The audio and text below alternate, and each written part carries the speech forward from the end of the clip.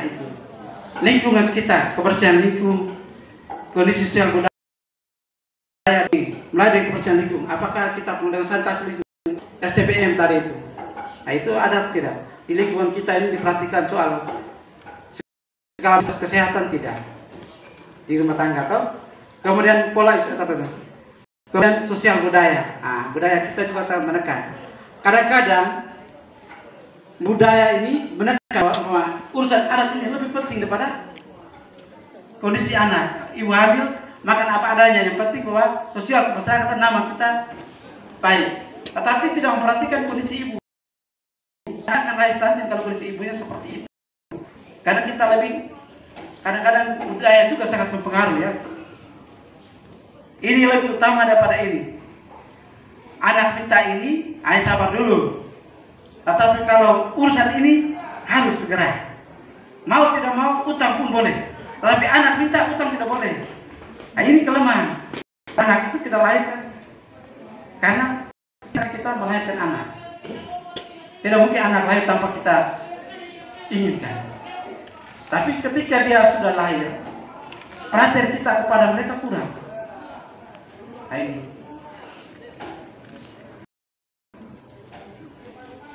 Sosial budaya saya kadang-kadang di lapangan harus kita buat. Ayo, di sana urusan adat ini kita sebagai opu, kakak yang berada opu, ayo belakang punya anak tetap harus kita buat. Utang dulu. Mama sama ini tidak bisa kasih makan juga, minta ikan tidak kasih, punya makan garam saja yang baik. Yang penting ke sana penting. Nah itu. Kemudian genetik, penyakit bawaan genetiknya itu juga mempengaruhi fisik mental. Pelayanan kesehatan yang dapatkan ibu itu juga mempengaruhi fisik mental. Itu ada 4 hal itu. Terus kesehatan mental itu menurut WHO itu kesehatan mental keadaan sejahtera gimana setiap individu bisa memberikan positif. Artinya mereka dapat mengatasi tekanan kehidupan yang normal, dapat berfungsi secara produktif. Itu menurut WHO. Ini kan perlu dulu apa itu kesehatan mental. Itu sebab tidak terganggu. Terus gangguan mental ini ada beberapa gejala yang seperti ini. Berteriak atau berkelahi dengan keluarga dan teman-teman. Gangguan biasa terjadi. Kadang-kadang kalau di dalam rumah tangga, kalau sudah berkelahi, biasanya ibu atau apa melampiaskan kepada anak, berteriak kepada anak. Tidak salah, tapi orang tua menyalahkan kepada anak, berteriak. Atau kepada dia berkelahi dengan suaminya. Ini karena tidak mental yang tidak jaga dengan baik, maka pelampiasannya itu kepada anak atau orang lain. Kemudian kehilangan kemampuan untuk posisi. Kalau sudah terganggu, memang tidak ada posisi. Itu biasa itu. Ketakutan, kekhawatiran dan perasaan masalah yang selalu mengancam. Itu mental yang terganggu itu. Ketidakmampuan untuk mengatasi stres atau masalah. Marah, berlebihan dan rentan. Ini. Kalau tadi itu sudah tidak bisa terkontrol lagi, maka anak jadi sasaran kena pukul karena ini. Memiliki kenangan buruk yang tidak dapat dilupakan. Kalau sudah terganggu mentalnya, bisa kalau tiap hari suaminya atau selalu marah istrinya, pukul istrinya, kenangan-kenangan itu terlekat dalam dirinya. Rumah tangga baru tidak pernah ada seperti itu. Itu kita harapkan.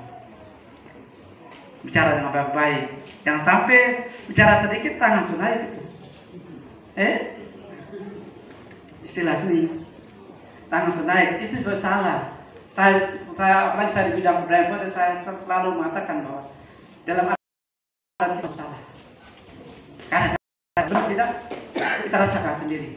Apalagi kalau mereka sudah dibeli siap. Berarti apa saya yang disuruh harus seperti tadi itu. Kalau makan ibu hamil makan kedua, yang penting suami sana makan dulu. Ya toh? Terpenting. Ada ibu, apalagi 2 orang dalam tubuhnya si ibu. 2 orang, 2 jiwa. Tapi selamatkan jiwanya suami. Ibu tunggu dulu. Sebentar saya belum makan. Kadang-kadang begitu saya. Menunggu suami pulang. Kalau suami pulang saya malam itu belum bisa makan. Tidak ya sini ya. Tidak. Kadang-kadang saya ketemukan itu di seperti itu. Kalau mereka makan harus kami ada dulu. Kami boleh bersiar dengan temannya sampai jam berapa pun istri selalu menanti dan setia di rumah. Ini saya alami saya waktu di kecamatan lain saya lihat seperti ini kan. Nah, katanya. Ini.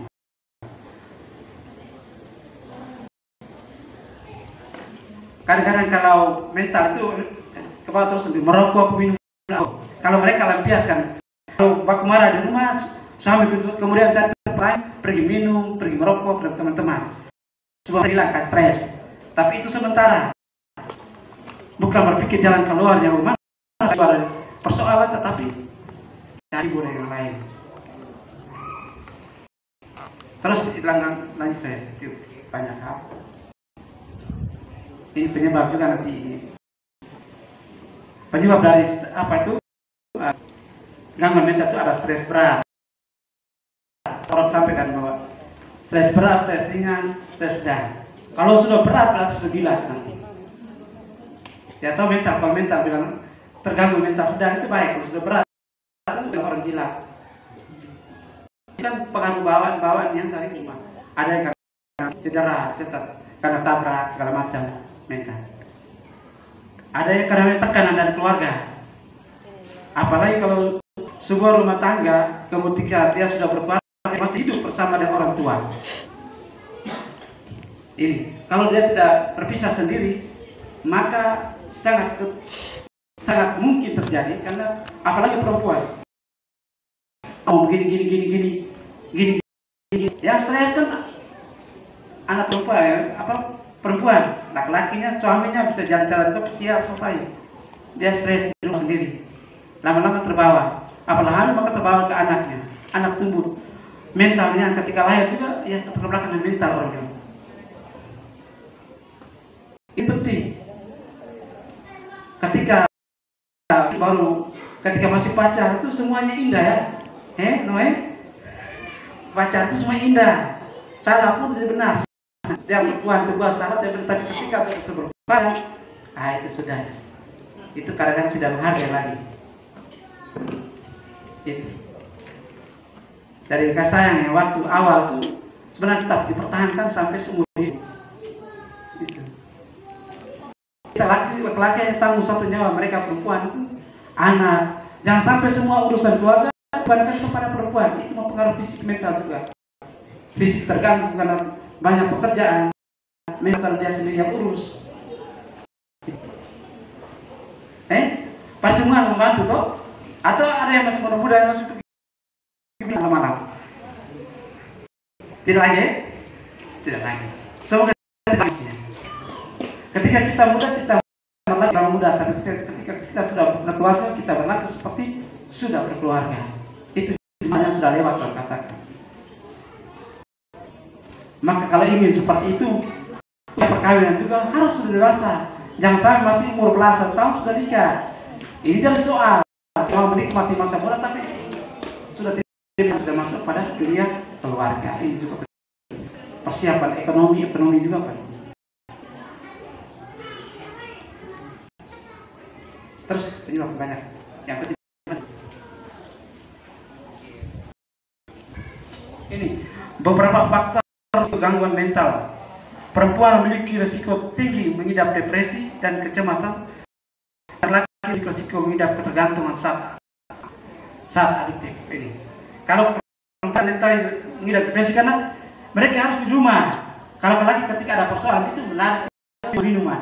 Nah ini kebanyakan minum-minuman keras, pemilihan. Kalau perempuan hanya duduk depresi menunggu kapan berakhir hal ini, kapan berakhir depresi ini. Kalau tidak jalan keluar, suami juga pergi, tidak ada jalan keluar, dia duduk sendiri. Dia sendiri berpikir bagaimana kehidupan anak dan dirinya. Kebanyakan yang berpikir soal anak. Kita laki kadang-kadang tidak berpikir. Semoga tidak pada kita ya.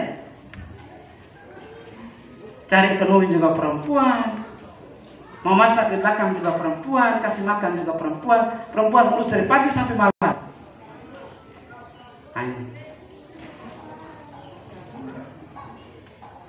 Kembali.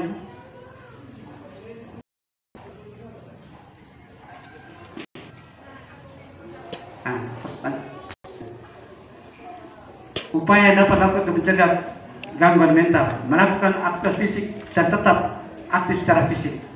Jadi kalau sudah begitu stres itu cari kesibukan lain supaya menghilangkan stres. Kalau kita yang duduk saja memikirkan stres, persoalan itu makin bisa terganggu mental itu bisa darah. Karena tidak jalan keluar lagi, kita mengurung diri. Lebih bagus kita keluar dan pertama teman-teman sekitar kita bisa menyampaikan hal. Paling bagus itu dengan suami istri itu selesaikan sendiri. Jangan melibatkan pihak ketiga. Kadang-kadang pihak ketiga itu kalau kita menyampaikan persoalan itu tuh untuk menyimpan rahasia itu jarang juga terjadi. Dengan suami istri persoalan selesaikan. Itu. Kalau anak dengan orang tua, jangan sampai anak larinya ke orang lain. Hati orang lain seperti apa? Ini upaya dapat melakukan fisik, membantu orang lain dengan tulus. Jadi kalau kita bantu orang lain yang keadaan stres tadi mental tuh membantu dengan tulus, berikan pemahaman begini jalan. Jangan sampai ada udang di balik batu, itu tidak boleh juga. Jangan pikiran yang positif. Kemudian memiliki kemampuan untuk mengatasi masalah ini. Harus bisa mampu mengatasi masalah. Kalau membiarkan masalah itu dia satu saat itu dia kalau sudah menumpuk itu jadi masalah. Menjaga hubungan baik dengan orang lain, menjaga keutuhan, cukupan tidur dan istirahat. Itu penting. Saya hanya menyampaikan gambaran ini supaya kita paham. Nanti kita berkembang dalam diskusi itu lebih bagus. Terus ini kita bagi dalam, tapi sekarang kita bagi kelompok dulu. Sebelum kita masuk ke langkah berikutnya, saya mau melihat apa pemahaman kita seperti apa tentang ini. Ada 3 kelompok dinamika ini. Ada 3 soal, setiap kelompok ada 2 soal. Nanti kalian menjawab persoalan itu benar tidak sesuai dengan kenyataannya. Yang pertama 1, apa yang boleh dan tidak boleh dilakukan oleh ibu hamil dan menyusui untuk menjaga kesehatan fisik dan mental. Menurut teman-teman, itu yang kamu buat dulu. Sebab pada kelompok kedua, apa yang boleh dan tidak boleh dilakukan lepasan untuk menjaga kesehatan fisik dan mental. Dan ketiga, apa yang boleh dan tidak boleh dilakukan oleh keluarga besar untuk menjaga fisik dan mental. Jadi nanti itu kamu jawab itu dulu. Ini kita melihat apakah pemahaman pemikiran awal kamu seperti apa. Nanti baru kita masuk ke pemahamannya. Nanti dibagi dengan 3 kelompok dulu. Tadi pemaparan tadi saya gambarkan secara umum dulu. Itu perlu masuk ibu hamil tadi. Itu secara keseluruhan kesehatan fisik dan mental. Dan ketika kita masuk pada kesehatan fisik mental ibu hamil, kita diskusi bersama dulu dengan soal yang saya jawab. 3 soal setiap kelompok yang saya akan berikan sebagai pemahaman dasar bahwa benar tidak mereka dari awal sudah tahu soal ini. Sebelum kita melakukan penjelasan lebih lanjut. Kembali.